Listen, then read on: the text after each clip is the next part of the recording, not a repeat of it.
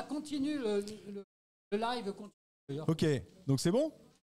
Yes, bon, écoutez, je suis ravi parce qu'ensemble, on va faire un voyage dans l'histoire de LinkedIn. Parce que, eh oui, je le confesse, j'ai connu tous les LinkedIn, sauf peut-être le LinkedIn des tout débuts, parce que vous le savez peut-être, LinkedIn est plus ancien que Facebook. Le réseau social LinkedIn a démarré en mai 2003, donc il y a énormément de temps. Et là, aujourd'hui, nous sommes donc en fin 2024.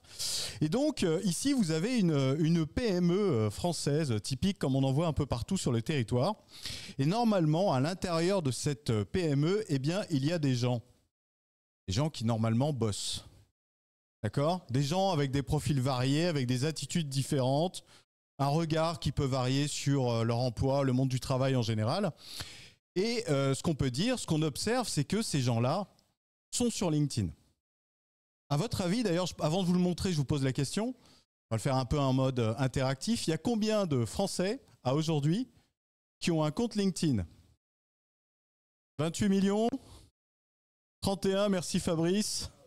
Alors effectivement, 31 millions de Français sur LinkedIn, ce qui est énorme puisque la population active, c'est de l'ordre de 33-34 millions. Alors il doit y avoir des petits bugs sur LinkedIn parce que j'ai fait une recherche pour en avoir vraiment le cœur net, pas plus tard qu'avant-hier. Et avant-hier, LinkedIn m'a dit, ben non, on est Français sur LinkedIn, 35 millions. Donc à mon avis, c'est un bug parce que ça me semble énorme. Mais en tout cas, le consensus, c'est de dire, ben oui, il y a quand même plus de 30 millions de Français sur LinkedIn. Et c'est devenu totalement la norme. Et dans le temps, il y a fort longtemps, souvenez-vous, pour les anciens comme moi, il fut un temps où on disait, ben non, il faut plutôt aller sur Viadeo. Si t'es sérieux, ben voilà, LinkedIn c'est élitiste, c'est pour les gens de la techno, c'est pour l'international, il faut aller sur Viadeo. Bon, maintenant, Viadeo en 2024, ça bouge encore, mais très faiblement. Et en fait, pour le meilleur et malheureusement aussi pour le pire, LinkedIn est en situation de monopole. Alors, je me souviens, c'était il y a fort longtemps, un consultant qui travaillait dans le bureau d'à côté est venu me voir en fin de journée, il y a longtemps, et il m'a dit « Tiens, je viens de m'inscrire sur un tout nouveau réseau social, un réseau qui est purement professionnel, et ça c'est intéressant. Il s'appelle LinkedIn. » Ça, c'était le 31 juillet de l'an de grâce 2007. Alors LinkedIn existait déjà depuis 2003, donc. À l'époque, je travaillais à Montréal, au Québec. Et déjà à l'époque, il y avait énormément de gens sur LinkedIn. Ce n'était pas encore le cas en France. LinkedIn est arrivé massivement en France un petit peu plus tard. Mais en tout cas, c'était pour moi... voilà, si j'avais su ce que je ferais... il se peut, c'est fou à dire, mais il est possible que j'ai prononcé le mot LinkedIn plus souvent que le mot bonjour. Parce que j'anime des formations LinkedIn en entreprise depuis 2010, dans plein de... Voilà, ça peut être des multinationales, ça peut être des petites PME, mais j'en fais énormément, donc j'ai vraiment beaucoup prononcé le mot LinkedIn. Et donc on va faire un petit voyage dans l'histoire de LinkedIn, et je tiens quand même à remercier Dominique, parce que le consultant qui est venu me voir et qui m'a dit ça, qui était dans le bureau d'à côté, c'était lui. Donc Dominique a été ma toute première relation LinkedIn, le numéro 1. Donc maintenant, j'en ai pas autant tout à fait que Lionel, je suis à 31 000 et quelques. Et d'ailleurs, pour info, si vous invitez Lionel ou si vous m'invitez, moi, à devenir une relation, ça ne pourra pas marcher parce qu'on est au maximum. Non ? Si, c'est 30 000 relations maximum qu'on peut avoir. Alors, on peut s'abonner aux gens. Oui, c'est ça. Oui, je sais. C'est ça, donc tu as 25 000 relations et tout le reste, c'est des abonnés. Mais en termes de relations, donc des gens avec lesquels vous pouvez échanger en message privé, c'est 30 000. Donc moi, je peux inviter les gens, mais ça ne marche pas puisque voilà, 30 000 maximum. En tout cas, le LinkedIn des tout débuts, donc je vous ai retrouvé une capture d'écran, donc là, ça doit dater de 2003-2004. C'est vraiment le LinkedIn des origines, vraiment c'était, voilà, à l'époque les dinosaures arpentaient encore la surface de la Terre. Voilà, vous voyez ce qui est intéressant, la posture de LinkedIn des origines, c'est ça, it's your professional calling card, it's like a résumé but better. C'était vraiment une logique d'avoir son CV sur le web, LinkedIn. Mais dès les origines, on voyait quand même qu'ils mettaient en avant l'importance d'avoir des connexions, donc des relations, hein. D'accord? Mais vous voyez que c'était quand même relativement simple. Évidemment, les choses ont évolué.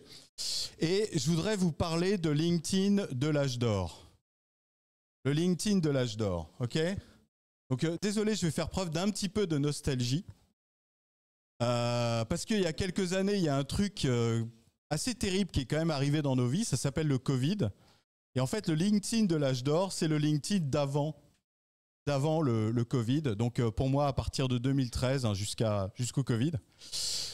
Et pourquoi je dis que c'est le LinkedIn de l'âge d'or? Alors, je vous ai mis des petites captures d'écran. Donc, ça, c'est l'interface de LinkedIn en 2013. Ici, 2017.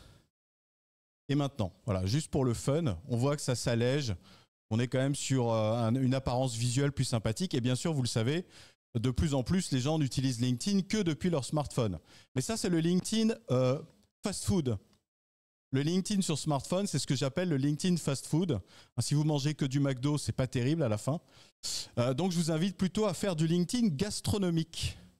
Le LinkedIn gastronomique, c'est depuis votre PC, puisque vous pourrez faire des choses beaucoup plus, disons, réfléchies et organisées. Alors que si vous faites de LinkedIn depuis votre smartphone, vous tombez dans un LinkedIn un peu compulsif, un peu addictif, et ça peut rapidement devenir excessivement chronophage. En tout cas, ce que j'aimais bien dans le LinkedIn d'avant, nostalgie, hein. Vous voyez, ça c'est une capture d'écran qui date de 2011, et à l'époque, on pouvait voir, on avait une vision, LinkedIn nous donnait une vision assez intéressante de notre réseau. Et là, il nous disait par exemple que quand on avait 2097 relations, donc des contacts directs, hein, eh ben, arrivé au niveau 3, on était à près de 10 millions de personnes.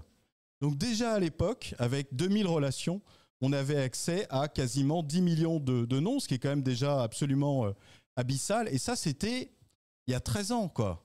Imaginez maintenant. C'est complètement fou. Le moteur de recherche est une des merveilles de LinkedIn, à mon avis.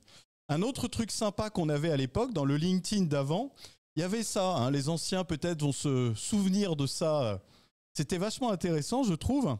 C'est-à-dire qu'en termes de stats, quand vous publiez, bon, vous aviez le nombre de vues, le nombre de j'aime, le nombre de commentaires. Ça, on les a toujours. Mais on voyait dans quelle mesure on avait réussi à toucher des gens au-delà du rang 3. C'est-à-dire dans quelle mesure on avait réussi à déclencher vraiment des mécanismes de viralité. Donc ça, je trouvais ça vraiment intéressant. Et ça a disparu malheureusement de l'interface de LinkedIn il y a peut-être, je dirais 6-7 ans minimum. Et à l'époque, donc dans le LinkedIn de l'âge d'or, moi ce que j'aimais dans ce LinkedIn, c'est que ce qui était valorisé, c'était les idées. À l'époque, je pouvais dire, quand je donnais des formations, que LinkedIn, c'est le monde de la crédibilité, le monde des idées, le monde de l'intellect, le monde de l'intelligence. Et à l'époque, donc, les contenus avec du fond étaient davantage poussés que les contenus avec moins de fond. En tout cas, bien sûr, je ne pouvais pas résister à la tentation de faire des trucs déjà à l'époque un peu provoques. Hein. Ça, c'était en 2017. Et puis, les articles à l'époque marchaient bien. Là, vous connaissez peut-être Michael Aguilar, qui est quand même très influent sur LinkedIn. Hein. Alors, il a publié beaucoup d'articles. À l'époque, il était fan des articles. Et depuis quelques années, il n'en fait plus parce que malheureusement, LinkedIn ne pousse plus tellement ce type de format. Mais vous voyez, à l'époque, vraiment, ce qui était poussé par cet algorithme dont tu nous parlais, bah, c'était le fond, les idées, la matière grise. Ça, c'était le LinkedIn de l'âge d'or. Déjà à l'époque aussi, on pouvait utiliser la messagerie de groupe. Hein. On peut bien sûr encore le faire aujourd'hui, mais ça existe depuis très longtemps et ça, c'était quand même extrêmement, et c'est toujours extrêmement intéressant. Et après est arrivé le LinkedIn du Covid. D'accord ? Alors évidemment, le Covid a marqué une accélération très forte en France du nombre d'utilisateurs de LinkedIn. Hein. Et en fait, on est maintenant dans un LinkedIn teinté, je dirais, d'Instagram, de TikTok. D'accord ? Bon, ce qui est bien, ce qui est pas bien, c'est un vrai sujet de discussion. Et donc, on voit un foisonnement de selfies. Et maintenant, l'algorithme aime bien quand on met un selfie. Donc, on peut faire un post avec un selfie, même si le selfie n'a rien à voir avec le sujet du post. Ça va aider sur l'algorithme. D'accord? Et on est un peu obsédé dans ce LinkedIn de post-Covid. Comme l'algorithme, comme l'a dit Lionel, est un peu, comme tu disais, éclaté au sol en termes de portée qu'on obtient, eh ben, on est devenu encore plus obsédé par ce fichu algorithme. Donc là, je vous ai mis rapidement des petites captures d'écran sur la recette de cuisine magique. On en voit plein des trucs comme ça, hein. C'est juste des exemples parmi d'autres. Mais c'est quoi les trucs et astuces pour faire décoller les posts, pour avoir plus de vues? Je ne vais pas rentrer dans les détails. Juste pour vous dire que, ouais, comme l'algorithme ne nous favorise plus... moi, j'avais beaucoup plus de visibilité quand j'avais beaucoup moins de contacts dans mon réseau, hein. D'accord? Et puis, je trouve qu'on assiste à un appauvrissement. Avant, on pouvait dire des choses comme ça. Ainsi, donc, dès lors, tout à coup, en conclusion, c'est pourquoi, par conséquent, par suite, subséquemment, c'est joli ça, subséquemment, d'accord? Désormais, aussi, après, soudainement. Et en fait, avec le virus du Covid, est arrivé un autre virus terrible, c'est le virus du coup. D'accord? C'est-à-dire que maintenant, on ne dit plus tout ça, ça ne marche plus. Oula, tu peux appuyer sur la flèche, s'il te plaît? Voilà. C'est le virus du coup. Vous avez remarqué? C'est fou, on dit du coup 3 fois par phrase. Mais on peut varier. Et en fait, sur l'expression que l'on voit dans LinkedIn, je trouve, c'est mon avis, hein, c'est subjectif, mais je trouve qu'on assiste à un appauvrissement de la langue. Et pour moi, c'est un petit peu dommage. OK? Et puis, le Covid, pardon, le LinkedIn post-Covid, c'est aussi l'apparition, il y a 2 ans maintenant, de l'IA. Je vous ai mis un petit graphique, là, nombre d'années pour atteindre 1 milliard d'utilisateurs. Donc on voit par exemple que s'agissant de TikTok, qui a quand même grandi de manière très très forte et rapide, eh ben, TikTok a dû attendre 5 ans pour atteindre 1 milliard d'utilisateurs. Eh ben, ChatGPT, c'est 11 mois. D'accord? L'adoption des ordinateurs dans les foyers des gens, 21 ans. Donc on est vraiment dans un LinkedIn qui est très teinté maintenant de plus en plus d'IA.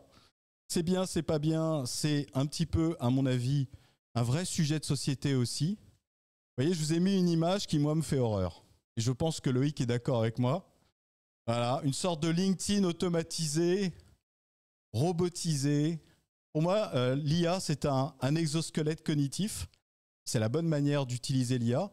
Mais souvent, ce n'est pas utilisé de cette manière-là. Ça devient un peu une béquille. Et à mon avis, c'est dommage. Parce qu'on s'éloigne du monde des idées, de l'intellect, on s'éloigne du fond, de la profondeur. Ça va peut-être nous amener au LinkedIn sans moi. Je suis sur LinkedIn donc depuis 2007 et je m'en sers tous les jours depuis 2007.